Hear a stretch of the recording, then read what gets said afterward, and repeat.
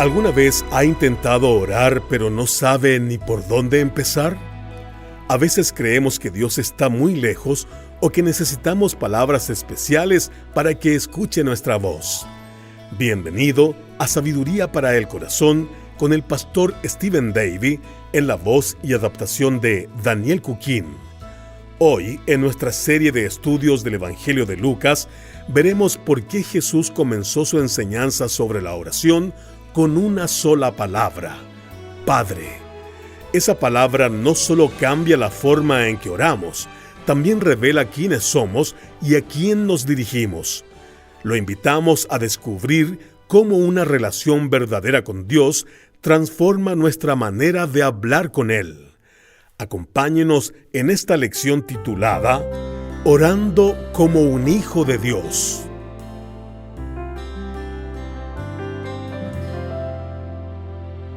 Era el 19 de noviembre de 1863.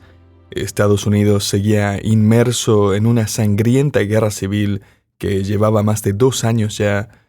El país estaba dividido entre el norte y el sur, y más de 500,000 de soldados ya habían muerto o resultado heridos. Ese día se celebró un acto conmemorativo para dedicar un nuevo cementerio militar en Gettysburg, Pensilvania, el sitio donde solo unos meses antes había ocurrido una de las batallas más decisivas y sangrientas del conflicto. Fue un momento solemne en medio del caos de la guerra. 2 oradores fueron invitados para hablar en la ceremonia. El primero fue Edward Everett, un político famoso que había sido gobernador, senador, presidente de la Universidad de Harvard, secretario de Estado.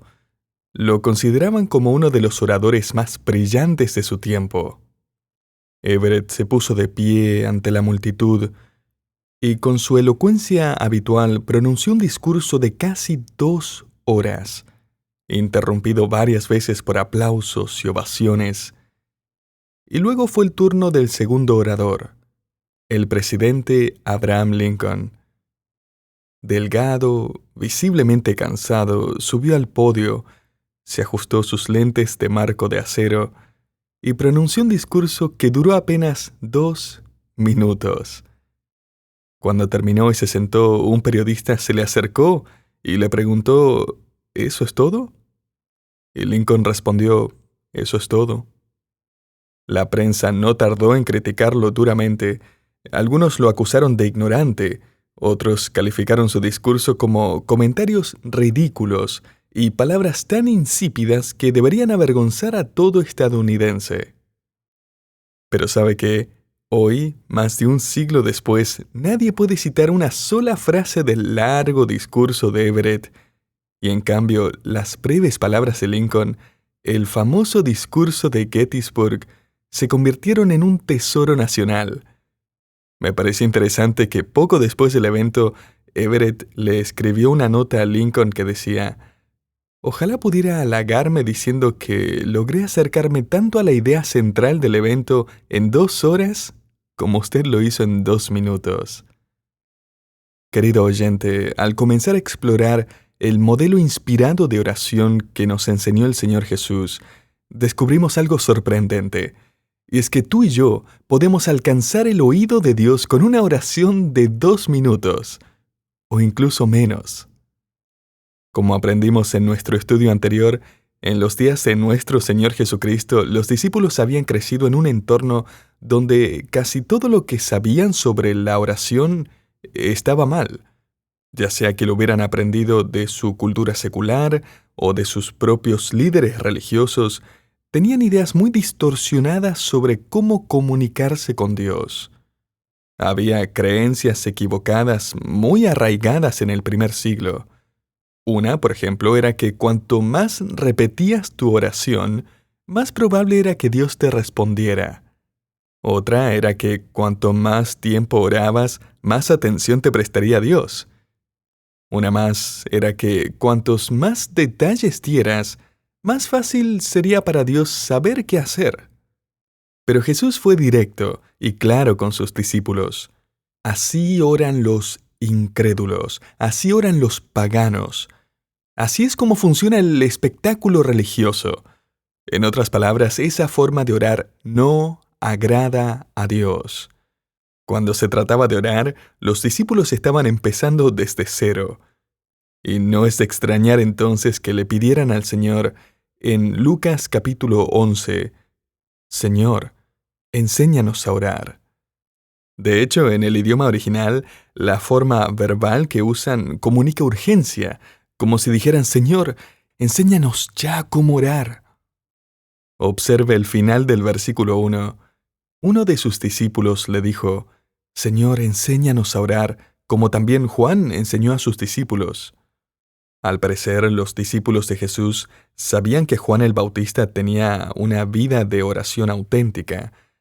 Y aunque la Biblia no nos dice qué oraciones enseñaba, está claro que Juan guiaba a sus seguidores a tener una comunión genuina con Dios. Así que ellos piensan, ahora necesitamos que nuestro maestro nos enseñe a orar. Ahora bien, es importante tener en cuenta lo siguiente, y es que esta no es la oración que Jesús solía orar, sino la que enseñó a orar a sus seguidores. O sea, no es la oración del Señor, sino la oración de los discípulos. De hecho, Jesús nunca repetiría algunas de las cosas que aquí se dicen. Por ejemplo, él jamás tendría que pedirle perdón al Padre por sus pecados, porque él nunca pecó. Esta oración es un modelo para nosotros, los que seguimos a Cristo. Es una guía para orar de forma auténtica y genuina. Es una manera concreta de comunicarnos con el corazón de Dios en tan solo 2 minutos o aún menos. Dividí esta oración en 7 principios clave, y en este mensaje solo vamos a ver los 2 primeros.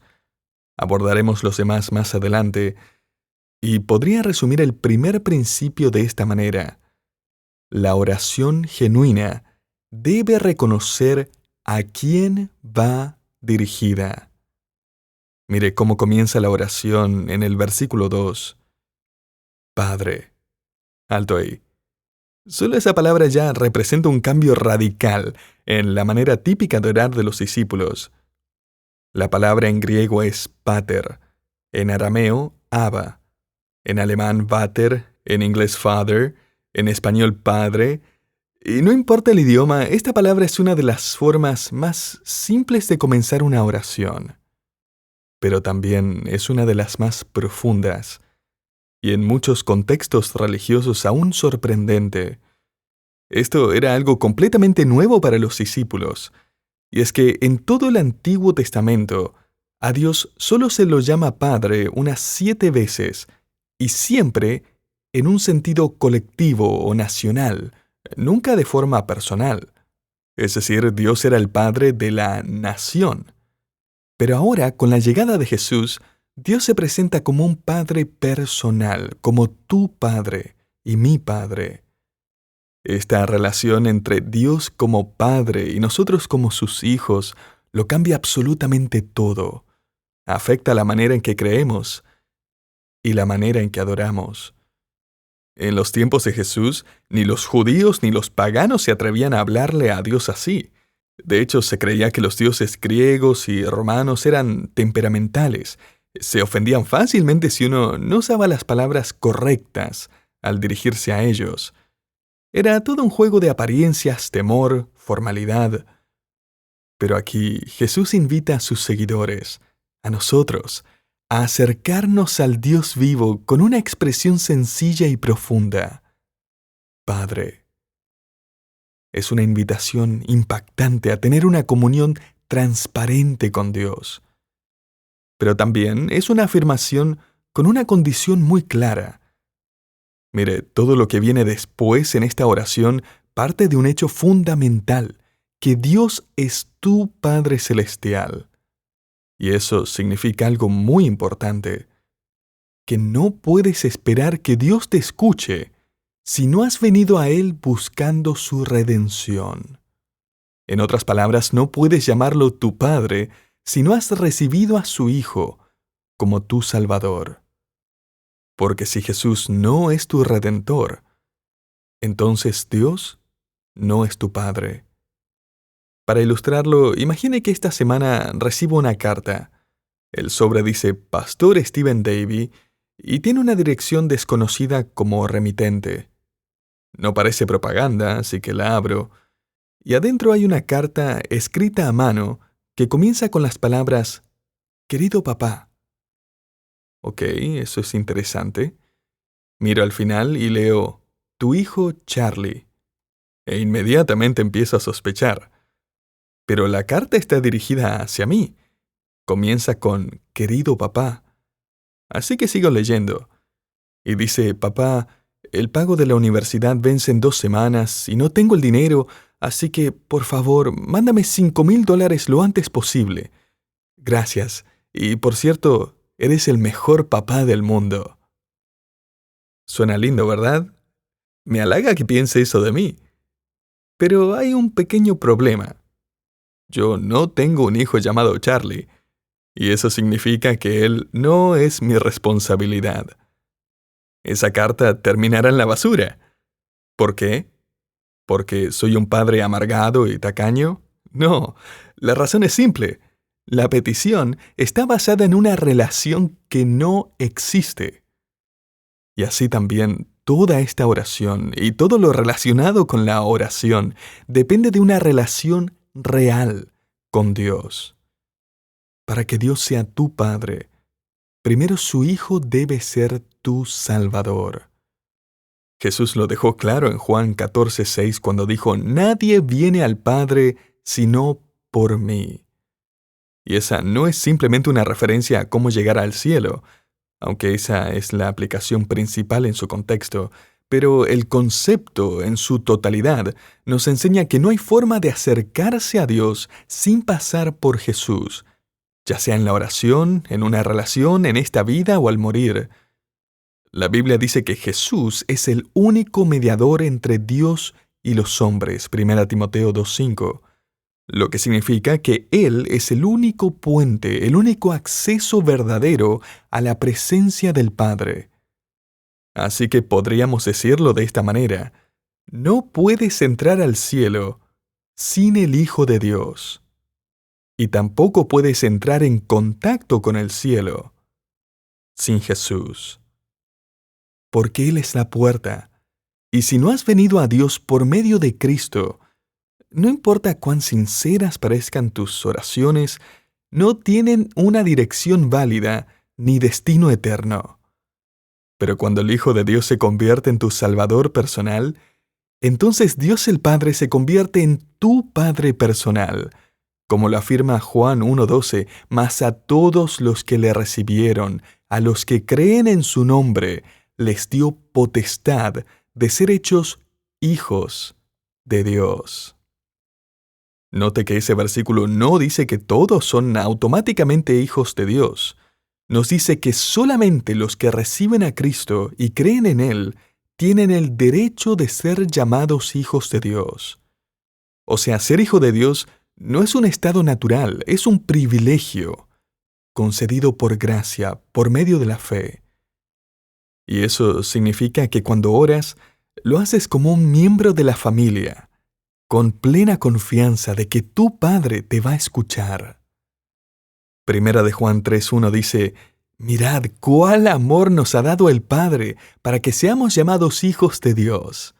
Y Gálatas 3:26 declara, Pues todos sois hijos de Dios por la fe en Cristo Jesús.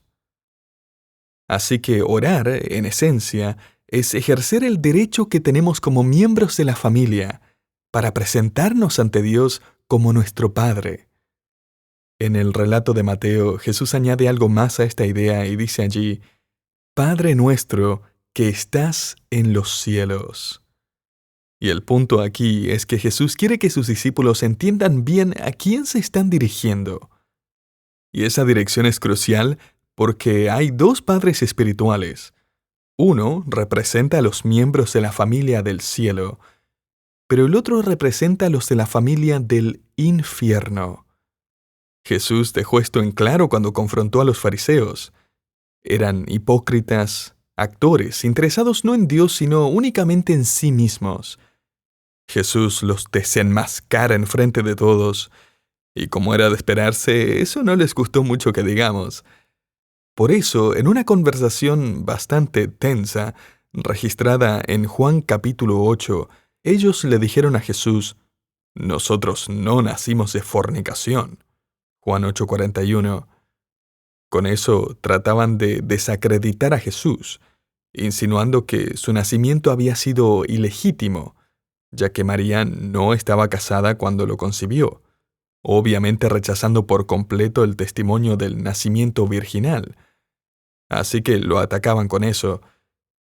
Sigamos leyendo. Los fariseos dicen: «Nosotros no nacimos de fornicación.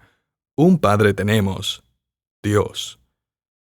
Pero Jesús les dijo: «Si vuestro padre fuera Dios, me amaríais, porque yo de Dios he salido y he venido. Vosotros sois de vuestro padre, el diablo, y los deseos de vuestro padre queréis hacer. Él ha sido homicida desde el principio y no ha permanecido en la verdad, porque no hay verdad en él».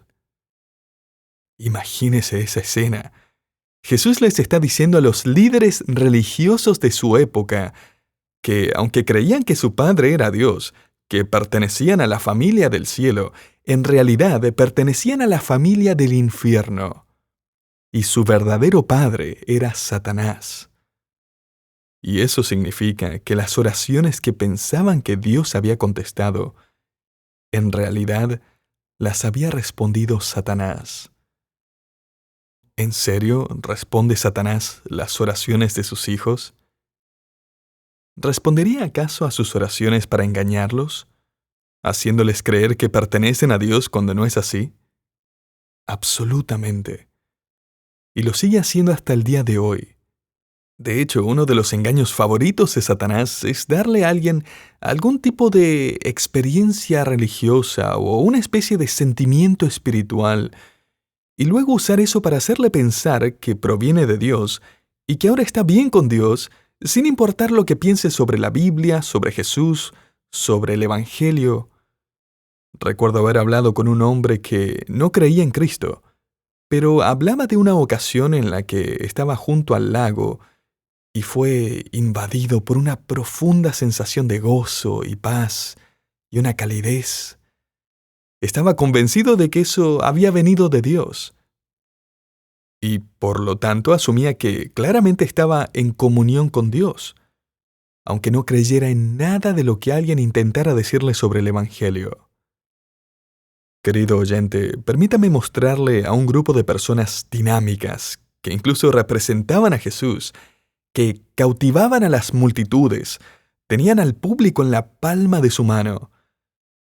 Y Jesús nos lleva a la escena final del juicio, donde será juzgado todo el mundo incrédulo, y Jesús profetiza sobre ese juicio futuro en Mateo 7, y dice: «No todo el que me dice Señor, Señor, entrará en el reino de los cielos, sino el que hace la voluntad de mi Padre que está en los cielos. Muchos me dirán aquel día: Señor, Señor, ¿no profetizamos en tu nombre y en tu nombre echamos fuera demonios y en tu nombre hicimos muchos milagros? Y entonces les declararé: nunca os conocí». Mateo 7 del 21 al 23. O sea, estas personas profetizaban en el nombre de Jesús. Profetizar puede referirse no solo a anunciar el futuro, sino también a proclamar poderosamente la palabra de Dios. Pero su poder los había engañado, porque venía de Satanás y no de Dios. Echaban fuera demonios, o sea, imagínelo. Tenían reputación de tener autoridad sobre el mundo demoníaco. Pero era el príncipe de los demonios que les había concedido esa autoridad para engañarlos. Hacían obras poderosas, milagros, realizaban señales, tal vez influenciaban a miles de personas, pero eran hijos engañados dentro de la familia de Satanás y no de Dios. Lo más impactante es que en ese juicio final, Jesús no niega que hicieron milagros, o que predicaron, ni que usaron su nombre. Él simplemente les dice: nunca los conocí. En otras palabras, ustedes no eran parte de mi familia. Solo eran parte del espectáculo religioso, actuando como si fueran espirituales para recibir aplausos y aprobación, que en el fondo es todo lo que realmente deseaban. Todo lo que hacían no era para la gloria de Dios, sino para la suya propia. Jesús te está diciendo aquí, la oración genuina va dirigida a tu Padre Celestial.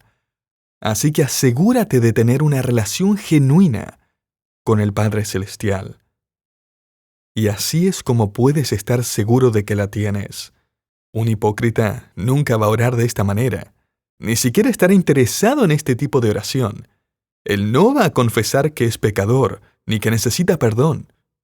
Y esta oración lo hace. Él no va a interesarse en que se haga la voluntad de Dios en la tierra. Quiere que se haga la suya. No le importa el plan del reino de Dios, solo el suyo. Y por supuesto que no va a pedir ser librado de la tentación, porque vive para pecar. Ellos no van a aceptar este modelo de oración. Así que, querido oyente, cuando ores, tus palabras no llegarán al cielo, es decir, Dios no te escuchará, a menos que esta frase sea una realidad en tu vida. Padre nuestro, que estás en los cielos. Eso nos lleva al segundo principio que veremos hoy, y es que la oración genuina no solo reconoce a quién va dirigida, sino que también reverencia los atributos de Dios. No pases esto por alto. La frase Padre nuestro que estás en los cielos no solo señala la dirección de la oración, también describe los atributos de aquel a quien nos dirigimos. Que nuestro Padre está en los cielos resalta que Dios está por encima de toda la creación. Escucha cómo lo expresa el salmista en el Salmo 33. Desde los cielos miró Jehová. Vio a todos los hijos de los hombres, desde el lugar de su morada, miró sobre todos los moradores de la tierra. Él formó el corazón de todos ellos, atento está a todas sus obras. Esto habla de sus atributos divinos, que Él está por encima de todas las cosas, es soberano, es majestuoso, es justo, es misericordioso. Entonces, cuando oramos, no intentamos torcerle el brazo y conformar su voluntad a la nuestra. Buscamos someter nuestra voluntad a la suya, porque Él está en el trono y nosotros a sus pies. Un autor lo expresó de esta manera. Visite cualquier iglesia un domingo por la mañana, casi cualquiera, y probablemente encontrará una congregación cómoda al relacionarse con una deidad que encaja muy bien con sus experiencias espirituales. No encontrará mucho asombro ni sentido de misterio, pero el Nuevo Testamento nos advierte: debemos ofrecerle a Dios una adoración aceptable con reverencia y temor, porque nuestro Dios es fuego consumidor. Jesús lo deja en claro. La oración genuina exalta a Dios el Padre, lo coloca en el lugar que le corresponde. Y cuando lo hacemos, se vuelve más difícil orar como si Él fuera un abuelo consentidor que no sabe decir que no, o como si fuera un genio mágico que vive para conceder nuestros deseos. Mire, Dios no es una figura pasiva esperando complacer nuestras demandas. Él está en su trono. Y nosotros no pedimos que se haga nuestra voluntad en el cielo, sino que se haga su voluntad en la tierra. Antes de terminar siquiera las primeras palabras de esta oración modelo, Jesús ya nos está enseñando a magnificar y exaltar los atributos del Padre. Y es que la oración genuina no trivializa a Dios, le rinde tributo.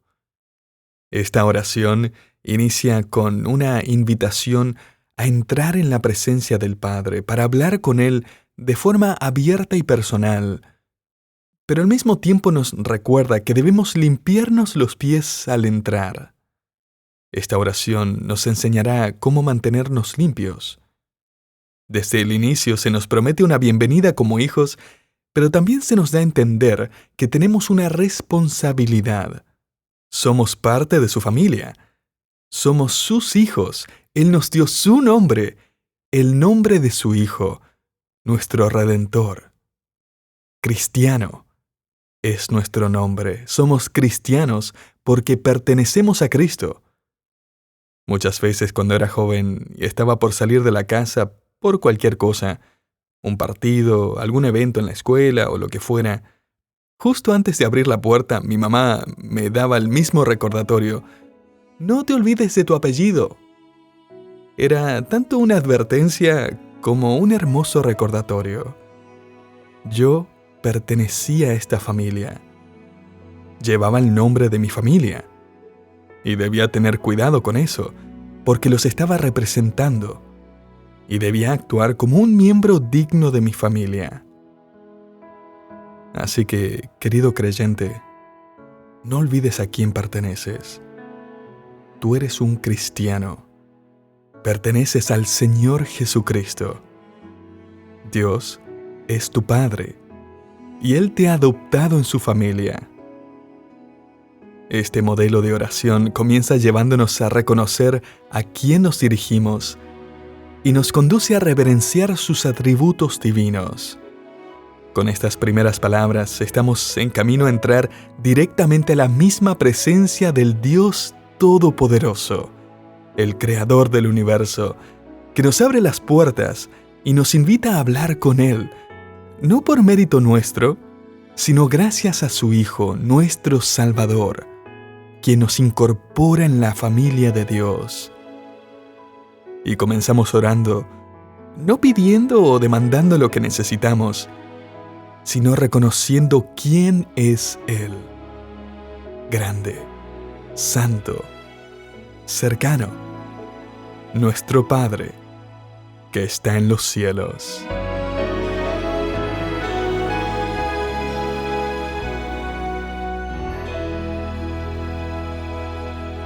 Cuando oramos, no hablamos con un Dios ajeno, sino con un Padre que nos ha adoptado como hijos por medio de Cristo. Esa realidad redefine nuestra relación con Él y transforma nuestra oración. Gracias por acompañarnos en Sabiduría para el Corazón, una producción del Ministerio Sabiduría Internacional. El título del mensaje de hoy fue Orando como un hijo de Dios, parte de nuestra serie en el Evangelio de Lucas, la oración de los discípulos. Si desea seguir creciendo en su relación con Dios, le invitamos a convertirse en un amigo de sabiduría. Es totalmente gratis. Al suscribirse a nuestra lista de correo electrónico o unirse a nuestro canal de WhatsApp, recibirá recursos bíblicos cada semana. Visite sabiduriainternacional.org/suscríbase para unirse hoy mismo. Le esperamos en nuestro próximo programa.